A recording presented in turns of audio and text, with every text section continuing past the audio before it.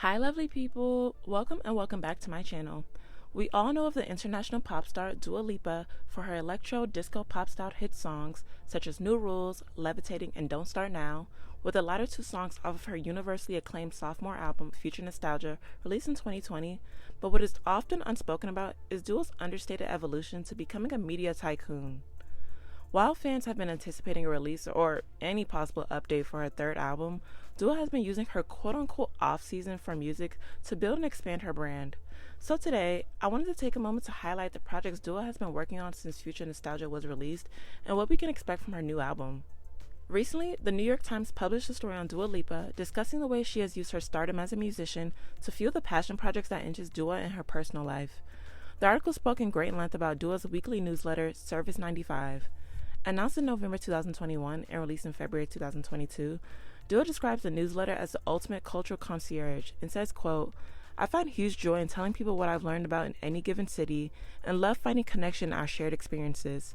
Service 95 is going to take that idea and bring it to anyone who's as curious as I am about life," unquote.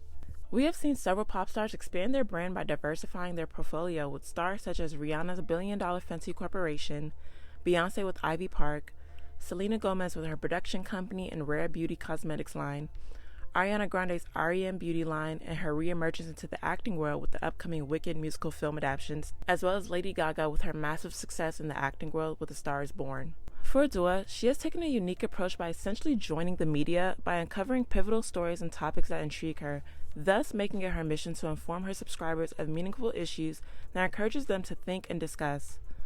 Unlike many other public figures, her goal is not to sell anything, but simply to inform people of subjects that could affect or benefit the global community. Over time, the newsletter has included issues centering on literary censorship, women in sports, the feminist movement in South Korea, spotlights on various authors as well as a book club, men's mental health, public health crisis, Black-owned businesses, and female empowerment in the music industry. Alongside the newsletter, Dua launched her companion podcast, Dua Lipa at Your Service, which features Dua interviewing various high-profile public figures, discussing serious topics in an in-depth and authentic conversation. Dua has interviewed people such as Bryan Stevenson, Charlie XCX, Trevor Noah, Monica Lewinsky, Amal Clooney, and Greta Gerwig. Season 3 of At Your Service recently aired, and it featured Dua interviewing supermodel Paloma S. Lesser, in which the two discuss everything from religion to spirituality to mindfulness and creativity through vulnerability.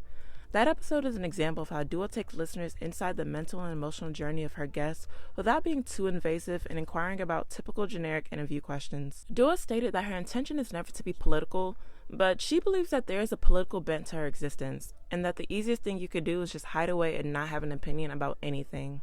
Dua's strategy with Service 95 reminds me a lot of John F. Kennedy Jr.'s lifestyle magazine titled George, released in 1995. I talk more in depth about the rise and fall of the magazine in my video about how JFK Jr. predicted the future, which you should definitely check out.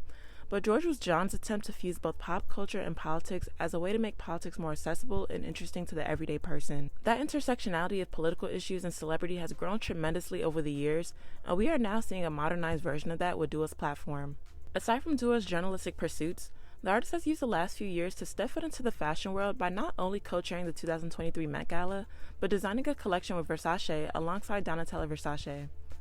Dua has been a long-time youth for the luxury fashion house, as she was a brand ambassador for the 2021 winter campaign and also opened and closed their spring 2022 fashion show. A year later, the two collaborators debuted their Versace La Vacanza women's collection in May 2023 in Cannes, France. La Vacanza means vacation in Italian, and if anyone has followed Dua's Instagram page long enough, you will know that she will always be in a swimsuit and make her way to a beach somehow, some way. So I feel like the theme of this collection couldn't have been associated with a more fitting person.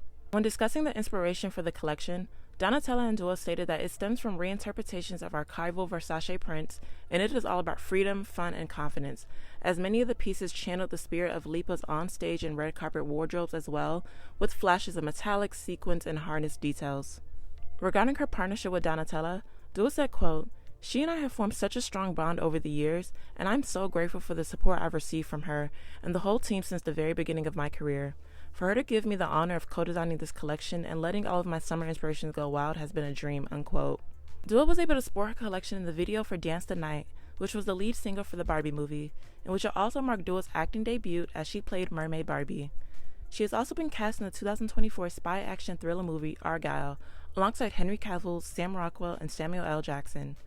Aside from that, it has been reported that the singer has also filed trademarks for a cosmetics line. While it is all well and good that Dua is expanding her brand, what I personally need from Dua is new music. In 2022, Dua was featured on Calvin Harris' Funk Wave Bounces Volume 2 on the lead single Potion alongside Young Thug. She also collaborated with Megan Thee Stallion on her song Sweet as Pie off of her Traumazine album. For some reason, I thought both songs would be much bigger than what it ended up being, but it just became a flash in the pan moment. Potion was pretty underwhelming for a leading single and did not have as much replay value, whereas Sweet as Pie sounded generic and the song and video lacked chemistry between Megan and Dua. Thankfully, Dua confirmed with the New York Times that her upcoming album would be released in 2024. It was known that Dua would be steering away from her beloved disco musical production and will be pivoting towards the 1970s era Psychedelia. It was also rumored that she has been collaborating with Kevin Parker of the Australian psych rock band Tame Impala. I am very excited for this new sound and era for Dua because, like this one person said on Reddit, Future Nostalgia was a success due largely in part to the fresh disco 1970s and 80s retro futurism themes. I also agree that my favorite eras are when artists decide to experiment and do the unexpected, regardless if an artist is unsure if it would do well commercially and resonate with their core fan base. We have seen artists like Drake do a complete 180 with his dance house inspired Honestly Nevermind album, Madonna with her electronica and techno pop album Ray of Light, and even artists like Beyoncé dabble with country music with Daddy's Lessons off of her Lemonade album, and SZA's experimentation with the rock and country with F2F off of her SOS album.